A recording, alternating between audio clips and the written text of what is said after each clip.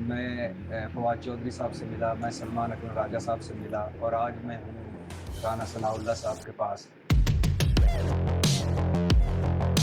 شیر علی صاحب، عابد شیر علی صاحب کے والد، انہوں نے آپ پہ ایک الزام بھی لگایا تھا کہ پتہ نہیں 20 تو اب ایک عاطف رانا ہو پتہ نہیں ہو گیا، تو یہ 21 قتل ہو گئے جو رانا ثناء صاحب نے کیے۔ انہوں نے کہا جی 14 تو وہ ماڈل ٹاؤن والے تے باقی انہوں نے 6-7 کیا، انہوں نے کہا جڑے پولیس مقابلے فلاں جگہ ہوا فلاں جگہ ہوا۔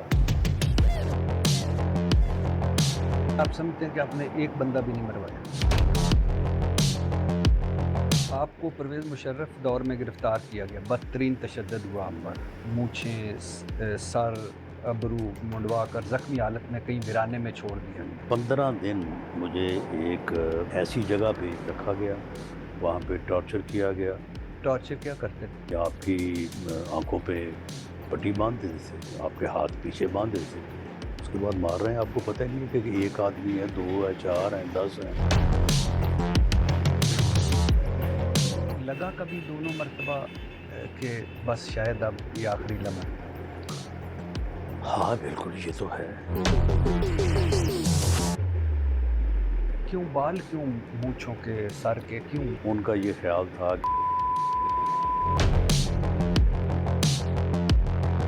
ایک طرف وہ تھے جو جدہ چلے گئے پرویز مشرف صاحب سے ڈیل کر کے، دوسری طرف آپ تھے جو ماریں کھا رہے تھے، تسی بھی ویڑا کڈ لیندے، تسی بھی کسی ملک چلے جائیں۔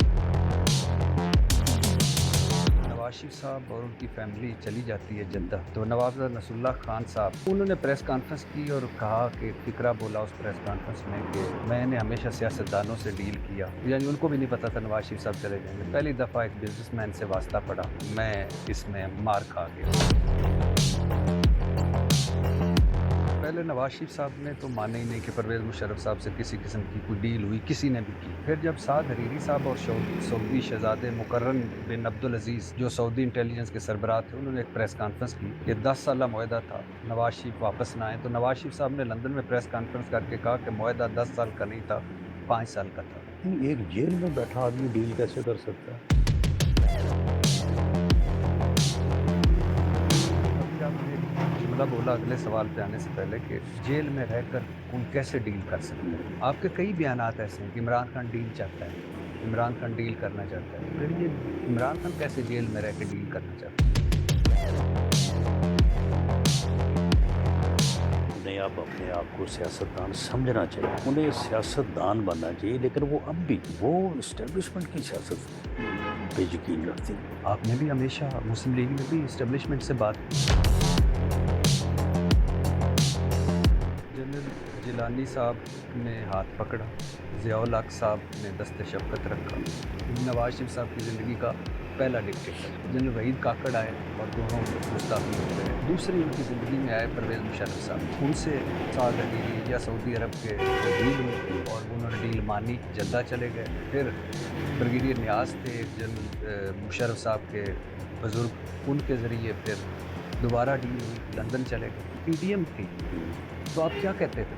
تو عمران خان سے کون بات کرتا ہے؟ ہم مولانا صاحب آپ کے سربراہ تھے، پی ڈی ایم کہتے ہیں لکھ کے دا ابے نال گل کرنی۔ شہباز شریف صاحب راتوں کو ملتے تھے جن باجوہ صاحب کو، مولانا فضل الرحمان صاحب ڈیلیں کرتے تھے جن فیض احمد سے، آصف زرداری صاحب ڈیلیں فرماتے تھے اور کہتے تھے فارمولہ بنانے والے کہہ رہے ہیں فارمولہ بناؤ، میں نے کہا نہیں، پہلے ان کی چھٹی کرواؤ پھر فارمولہ بناؤ۔ تو آپ بھی تو سارے اسٹیبلشمنٹ سے بات چیت کرتے ہیں۔